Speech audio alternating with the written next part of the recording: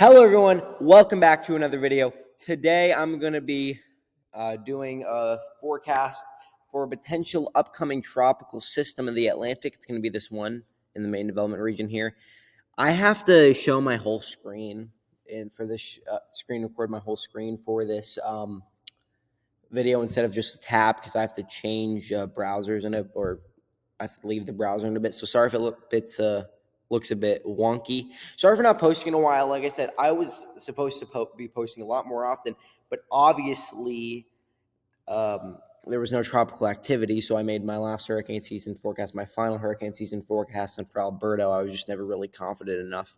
And by the time I was going to make a video, it would be too late because it would already be happening. But anyway, sorry for that long intro. I'm not having my camera on today because I look like crap right now, but without further ado, let's get started. So, got it under a minute, but basically, we have disturbance 1, disturbance 2, obviously. This first one, 20% chance of formation in the next 7 days, 10% chance of formation in the next 48 hours. So really, what I am thinking is I am not going to make a video on this, or this is not going to be a part of this video. And the reason is I don't expect that to form. This is not marked anywhere in this was never marked by the Climate Prediction Center, I don't think. And even if it was, I don't think it's going to form. Only a 10% chance of formation through the next 48 hours, which basically means, like, if it doesn't get its act together soon, it's going to die. And obviously, it has to encounter the Yucatan. So I don't really think it's going to form. And it doesn't, and even if it does, it's going to be really weak. But I only think it's going to be like somewhat of a rain threat. Now, this is the main system we're going to be focusing on. Sorry, disturbance 2. It's a 30% chance of formation, and really, it's going to be moving just westward over the next couple of days. Not a lot of activity for the next 48 hours, as it says, near 0% chance of formation. But through the next 7 days, a 30% chance of formation. So definitely, this has been picked up in the models. There's been some variation, but really, I do think this is going to be a land threat, especially to the United States and maybe the Caribbean islands. Probably, obviously, it's going to get there first. Now, depending if this just goes into the Caribbean and dies off, or I don't think that's going to happen. I think it could probably encounter the Caribbean islands, go towards the United States. Models were showing recurvatures, and a lot of them still do, but they're mainly now going just westward towards the United States. A lot of them show it going into the Gulf, hitting like Louisiana. A lot show it going into Florida. So, and a lot show a major hurricane. Now, obviously, I can't say that yet, but this is going to be definitely something to watch. But yeah, the NHC says that this is going to southwest of the Cabo Verde Islands, and some slow development is possible. So I was just giving you the overview before we start. So yeah, now we're going to go to this Climate Prediction Center here. So we see on July 3rd to July 9th, week 2, there is something marked, a low chance of tropical development through Bay of Campeche all the way over to Jamaica. Now, I don't think it's going to follow that track. Some models show it. Some models show it going towards there, but a lot of models show it going out to sea. A lot of models show it dying off like this shows. But I think this just means where it's going to develop. I don't think this shows track because models are showing it going towards the Yucatan, but I don't think that's going to happen because most models are not showing that. But I think this just highlights how the Climate Prediction Center is watching for definitely some development in the Caribbean the next couple of days. Now, even with the below average precipitation across the southeast, I do think this could definitely impact there, and I do think that definitely it is a large risk. So we're gonna get into the models now. Am I still recording? Okay, good. It did the thing disappeared, the timer. So first we're gonna be looking at the GFS, which this is not where I'm like mainly going with. I'm mainly going with European on this one, but we're gonna get to that in a bit. So we're gonna look at the tropical Atlantic, then we're gonna focus more on the Caribbean and United States. But first, we're gonna look at MSLP. So 12Z is coming in right now, but I don't really want to wait to make this video because I haven't posted in a while. And honestly, not really agreeing with GFS anyway. And I'm mainly going with European, which won't load for a couple hours, so it doesn't really matter. But if there's any major changes, I will address in the next video. But I definitely don't expect any major changes in 12Z, like I said. So obviously, you can't really see it in the MDR. There's nothing in the Atlantic right now. Now, depending on how quick this forms. Oh, by the way, I'm talking slower, so I don't want to talk too fast like some videos, because I usually do. But I depending on how fast this forms, it's going to affect the track a lot, because if it gets too strong, it could be pulled north, or it could just go into the Caribbean and just die off, or if it gets too weak, it could encounter shear and just not form at all. Now, I have high hopes for the system. Now, I'm not saying, oh, I want it to hit somewhere, but I do think this is going to be a very real threat, because now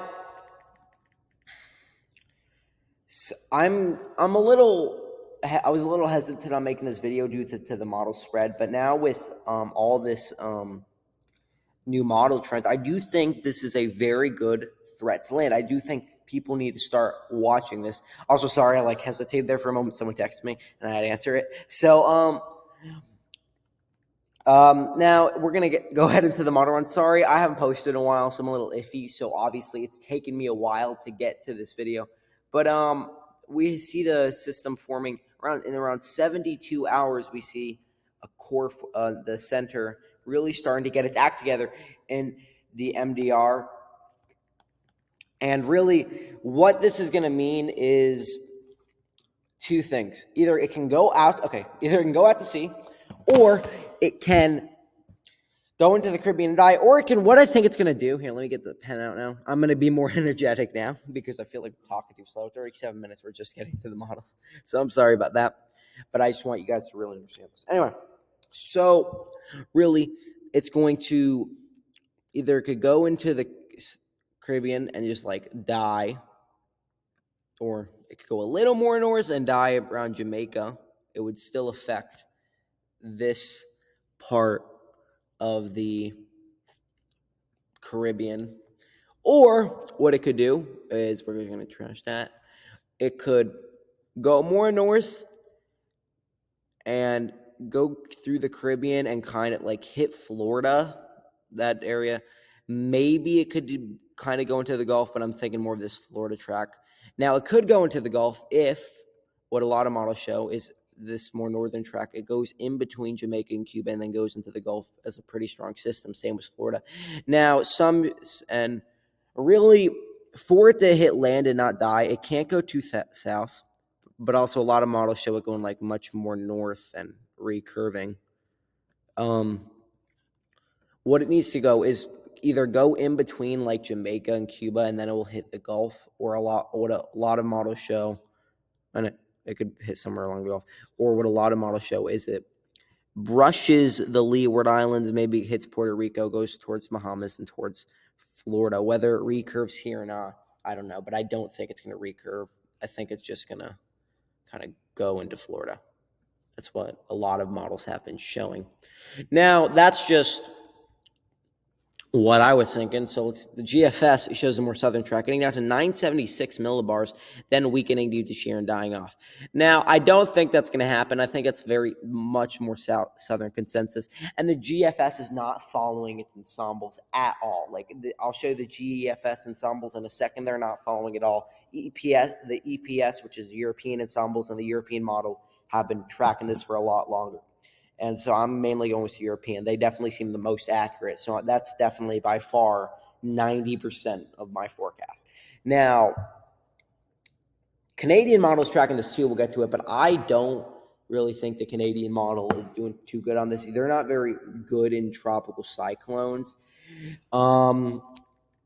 because really they always show them dying off for being too weak.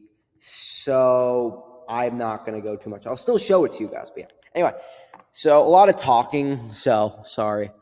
I do have a graphic to show you my forecast at the end of this video. It's a tropical forecast. So I will show you guys that at the end of the video. ECMWF 0Z. What it shows is it doesn't show it at all. But again, European track wise is still closer to its ensembles. GEFS is like out here, and GFS is in here, so it's much different. 12Z kind of showed it. 0Z yesterday kind of showed it too.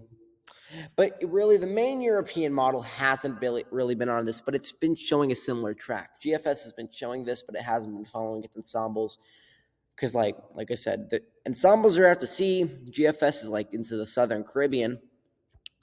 So I would say consensus maybe in the middle there, maybe into the Gulf. But we're going to get to the ensembles, which is mainly this system. I think we should really look on the ensembles. They tend to be more accurate, actually. Canadian model is not showing this. So we're going to... Actually, just get rid of these two. So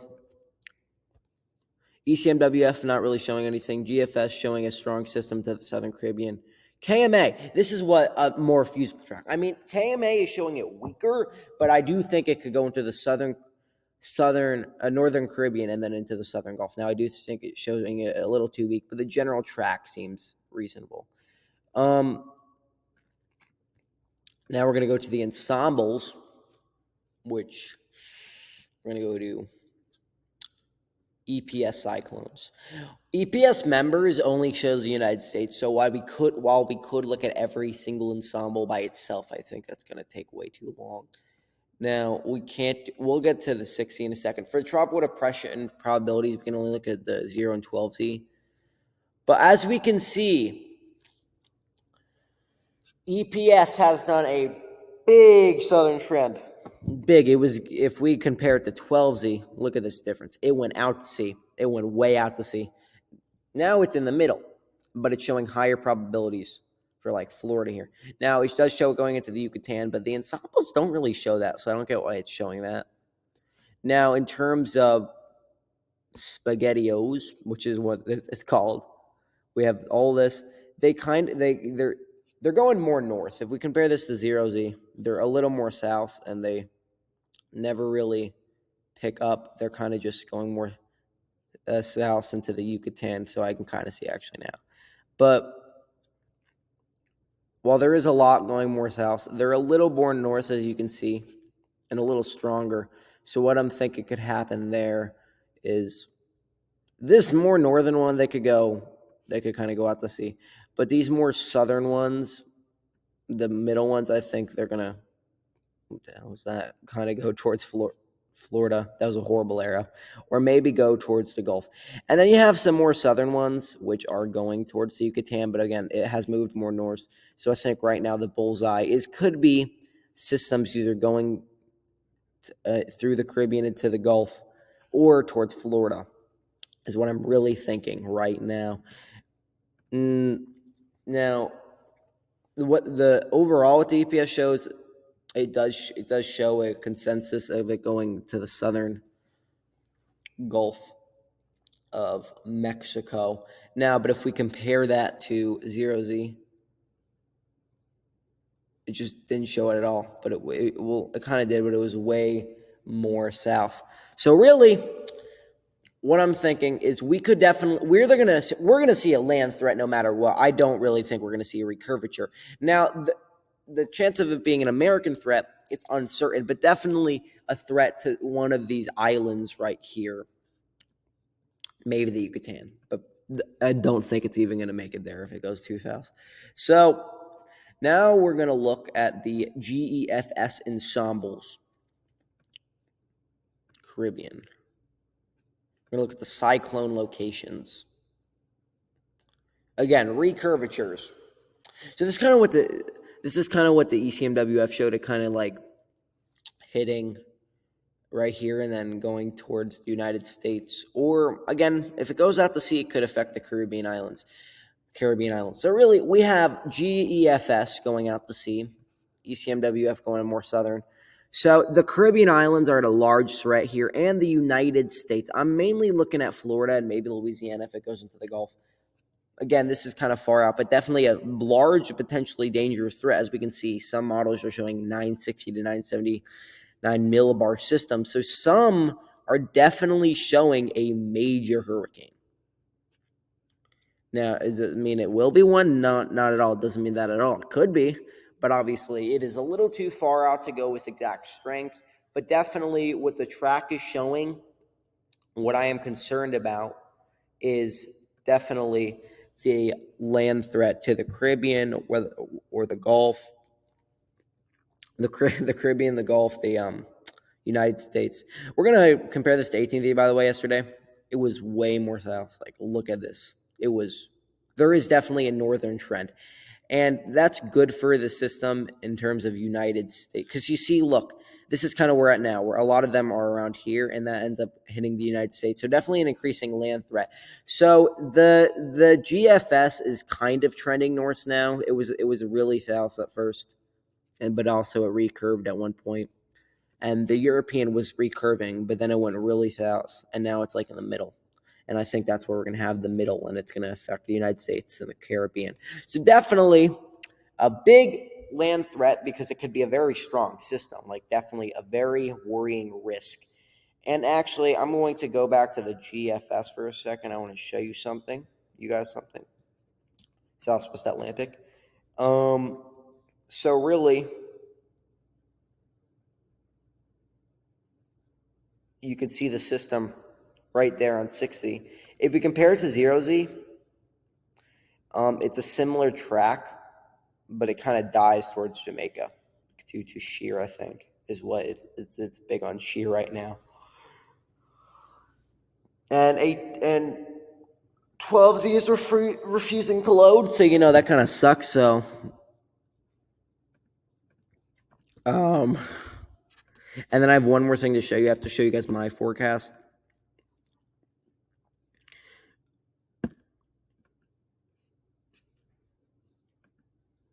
Okay, so it's just refusing to. Well, I'm sorry about that. So yeah, it's okay. There we go. Yeah, you can barely see it, so it was going way more south. So overall, a more north trend. If we compare that to 60, definitely a more northern, stronger trend. So it definitely is going to be a threat, I think, to the Caribbean islands, and I'm definitely thinking of maybe like a track into the Gulf or a Southwest Florida threat. So this was a lot more me talking and analyzing the models. So sorry if it was a little iffy, but basically a big land threat. So sorry again, it's been a while since I made a video, a little iffy. So here's my forecast. That's supposed to say 7-day Atlantic tropical weather. Now look, not 5-day. So this is my forecast. And again, this is not official by the NHC. Don't steal this. These symbols are by my friend Alex, which he will either comment and I'll pin him in the comments, or I'll add him in the comments and pin that. So please go subscribe to him. And yeah, so NHC has this as a 20% for the next 7 days. I have it at 10%. I don't think it's going to form. Then NHC has the 40% for the second disturbance, as 30% chance of formation for the second disturbance for the next 7 days. Sorry, I can't talk. I have it as a 40%, and I'm going a little more north here, so definitely in the middle here, so definitely towards the Caribbean, into maybe like East Florida or into the Gulf. So definitely Caribbean threat, Gulf threat, Florida threat. Definitely people need to be watching this. So yeah, that's really going to be it for the video. I hope you guys enjoyed. Sorry if it was a little iffy. Sorry for any background noise. And yeah, I will see you guys in the next video, and I will keep you updated. Goodbye.